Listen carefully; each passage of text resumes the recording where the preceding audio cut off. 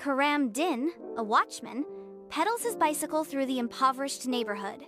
Several bags of meat dangle from the handlebars as he navigates the narrow streets. Contentment washes over Karam Din's face as he continues his journey. Karam Din arrives at a dilapidated house, his bicycle kicking up dust. He knocks, the sound echoing in the silence. A voice calls out, "Who is it?" Karam Din responds, "Baji, it's me, Karam Din, the watchman." The door creaks open, revealing a woman who shields her face. Karam Din lowers his gaze respectfully, greeting the woman. He extends a bag of meat towards her. "Here, Baji, this is your share." "Karam Din, I cannot thank you enough," the woman says, her voice filled with emotion. Karam Din responds, "Look, sister, how many times have I told you not to say such things?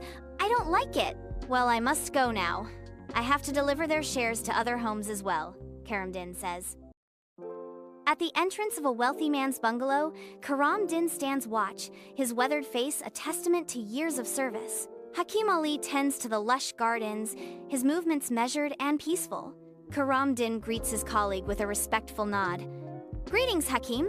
Hakim Ali responds, his voice calm and steady. "And to you, Karam. A fine day for tending the roses."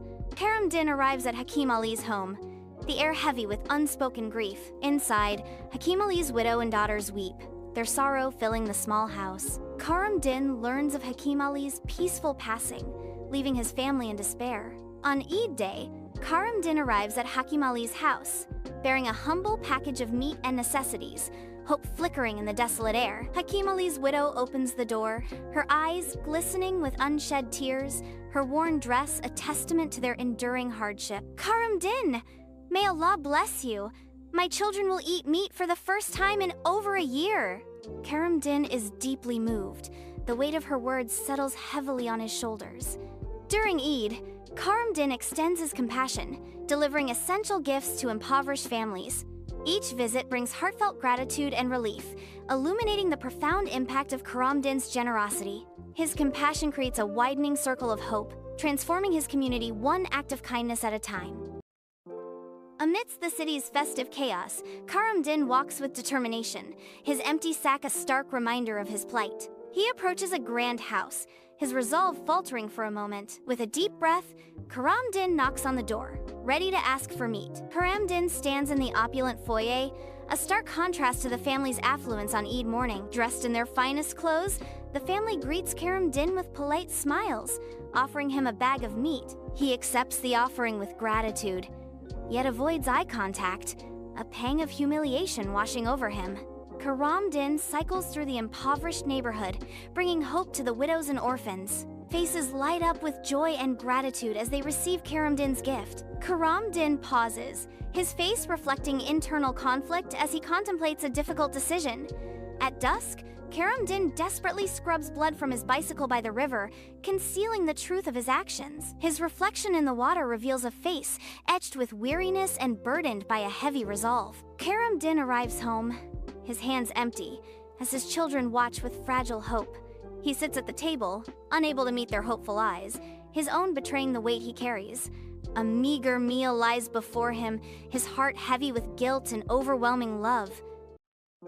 Karam Din returns to his village, his eyes reflecting a deep sorrow. I compose myself, wiping away tears and forcing a smile as I step onto my street.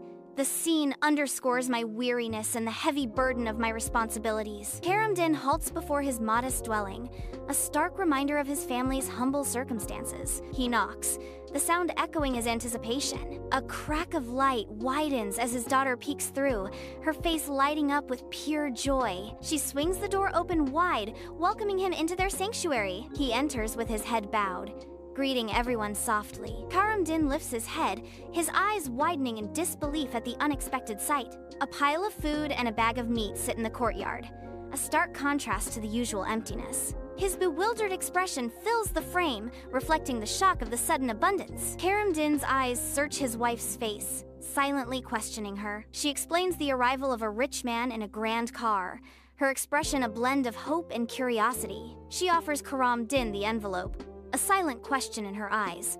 Anticipation builds as Karam Din tears open the letter.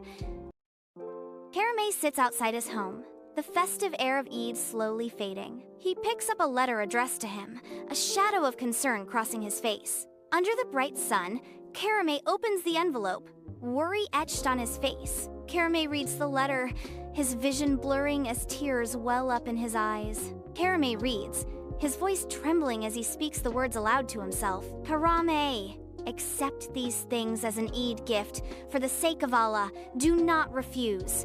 From today, all the expenses of you and the other 5 houses are on me. We'll talk about the rest in the evening at the bungalow. And yes, come to duty a little early today. The letter is signed from your Seth. Tears blur Karame's vision as she clutches the letter, her voice trembling with emotion. Allah Akbar, La ilaha illallah, Wallahu Akbar, Allahu Akbar, Walillahil hamd.